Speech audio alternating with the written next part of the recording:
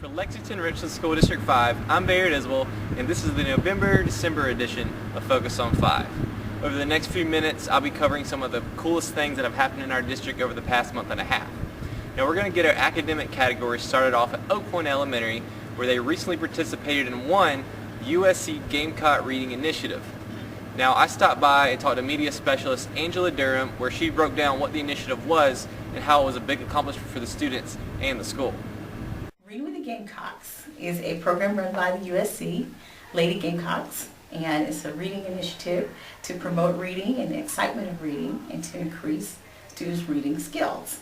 And so I knew right away, I'm new here at Oak Point, but I knew right away that the students were excited about reading, and we wanted to build on that excitement. And so we turned in all the students' reading logs to USC. It was 174 students did that. And we had the most reading pages in the entire state. We were excited, the entire school was. Wouldn't you say that, Lacey? All right, so what does that mean? Well, of course we're going to come to the Gamecocks game. We're going to get to see Cocky and walk out of the tunnel and receive the one and only plaque for the statewide winning school. Now the student you just saw was Lacey. Lacey was a little shy around the camera, but everyone needs to know that she led her school by reading 2,036 pages in just 2 weeks. Lacey, on behalf of District 5 in Oak Point, we want to congratulate you on reading the most and leading your school to accomplish this awesome academic goal. Next, we're going to head to Dutch Fork High, where art teacher Blakey Shealy's class just completed some 3D sculpture bust. Let's check out this month's Focus on the Arts. We have a 3D AP and Studio Concentrations class, and currently they've been working on 3D ceramic bust, and I came up with an Idiom project where they created or sculpted a head from clay, and then they had to base it off of an idiom like apple in my eye or I have a frog in my throat, and they came up with some really unique ideas. It pushed their skill level technically and then their minds, I guess, creatively. It has a lot to do with problem solving, figuring out what's going to be structurally sound, how to achieve what they have in their minds to have it come across visually, because a lot of them are accustomed to writing their ideas, but having to actually sculpt it and build it and focus on like the anatomy of the face. It's really challenging. I chose for my idiom jailbird. I incorporated like things like a bird would have, like his head is made of like feathers, chicken feathers, and he has like slight dark red eyes, like a raven almost, and his nose is like a beak. And then I incorporated like blues and blacks to make it kind of like a dark, sinister feeling. My idiom is scared to death, and originally that wasn't my original idiom. It was supposed to be put a sock in it, which is completely different. But as I started sculpting the base outline of the head, I thought it looked like an alien, and so that made me want to do something different. So I started looking up idioms involving aliens, and I couldn't find any. So then I did the next best thing and looked up stuff about death, and so I found scared to death, and I was like, hey, I should do scared to death because that could be really cool. Those are absolutely incredible. Miss Shealy and her class are doing an awesome job here at Dutch Fork High. For our Faculty Achievement of the Month, I focused on Chief Financial Officer Dr. Karl Fulmer. Now, Dr. Fulmer announced his retirement in January, so I wanted to talk to some of his closest co-workers to see what they had to say about him in achieving his goal of retirement. Dr. Fulmer, really, I'd like to say thank you for all the work you've done here in District 5. You've made a lot of things possible for the Student Nutrition Department as well as the whole district with your fiscal accountability, and everything that you do is always above board. You always maintained your composure. You're always soft-spoken and gentlemanly, but you always made your point. Congratulations on reaching this stage of your career. I would like to wish Dr. Fulmer a happy retirement. It has been both a pleasure and an honor to work with a man of such integrity and character, and I thank him for all he's taught me, and I wish him well. Dr. Fulmer, on behalf of School District 5, you're a respectable leader that would definitely be missed. Now I'm going to turn things over to Assistant Principal at Ballantyne Elementary, Gina Mays, for a special district-wide shout-out. Hi, I'm Gina Mays, Assistant Principal at Ballantyne Elementary, and I just want to give a shout out to two great District 5 employees. Recently, we had our grandparent celebration in which we had 550 plus attendees. It was the first grandparent celebration we've had at Ballantyne Elementary. We had two special folks that really helped out a lot.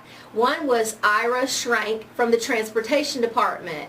I called Ira just about 3 or 4 days prior to the event because we were concerned we wouldn't have enough parking for all the grandparents who were coming in. Ira immediately made a plan. He actually came up on his own time with a bus to make sure that the location would fit the area that a bus would need to enter. The other person that I would like to acknowledge is Miss Joy Crocker, who is our cafeteria manager here at Ballantyne Elementary.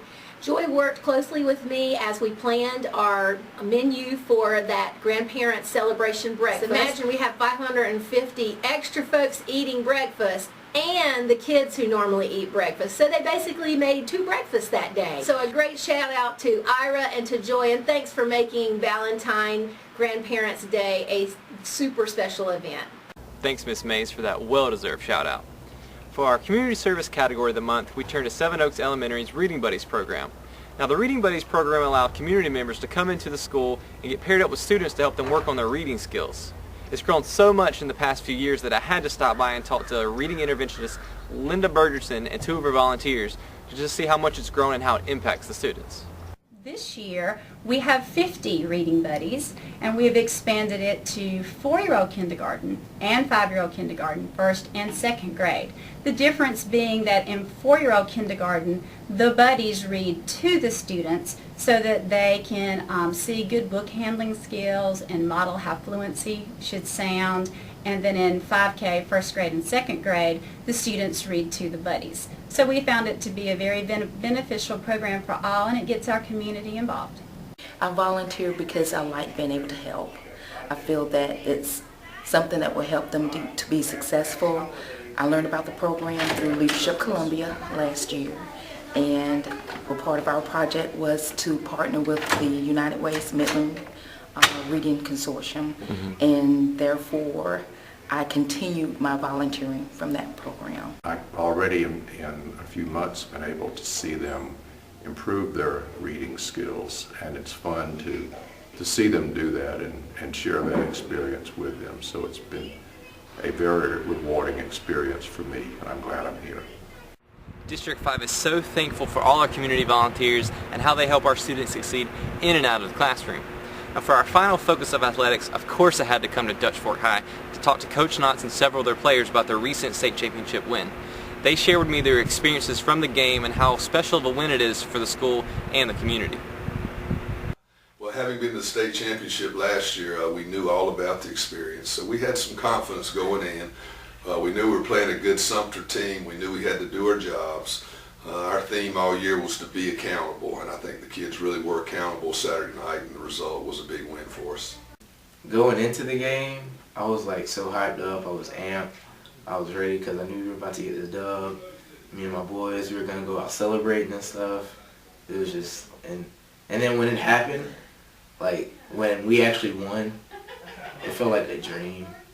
It was surreal. It was incredible. It's just breathtaking what we were able to accomplish, and you know, it's every kid's dream to be a state champion, and we're making that dream reality.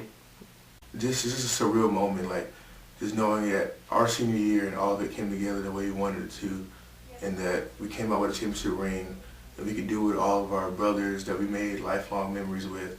It's just amazing, and there's just something you can't take back. I think it brings the community together. This is a sports community. They love their football, they love their baseball, basketball. To finally win and see their young men excel on the field through their hard work, and because of their hard work, I think the community is going to buy in even more to the kind of things that we're doing here now. Congratulations again to Coach Knotts and the Dutch Fork High football team for a great season and winning the state championship game. I also want to thank Chris Record, who provided those photos you just saw. To see more of his photos from the state championship game and any of Dutch Fork's games this season, you can go to cpr-images.com. Well, that wraps up this edition of Focus on 5. To nominate a school or a student, you can send that to lexrich5schools@gmail.com. Hope you guys have a great winter break, and I'll see you next year.